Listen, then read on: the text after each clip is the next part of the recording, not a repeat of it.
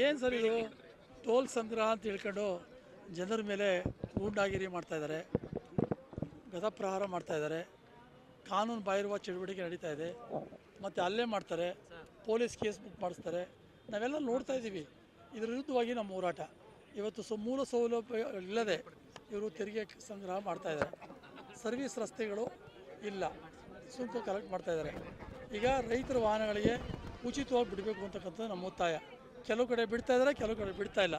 ಅದರಿಂದ ಇಲ್ಲೂ ಕೂಡ ರೈತರ ಎಲ್ಲ ತರಕಾರಿ, ಹಣ್ಣು, ಎಲ್ಲ ಉತ್ಪನ್ನಗಳ ಒಂದು ವಿಚಾರದಲ್ಲಿ ಫ್ರೀಯಾಗಿ ಬಿಡಬೇಕು ಅಂತಕ್ಕಂಥದ್ದು ನಮ್ಮ ಉದ್ದೇಶ ಒತ್ತಾಯ.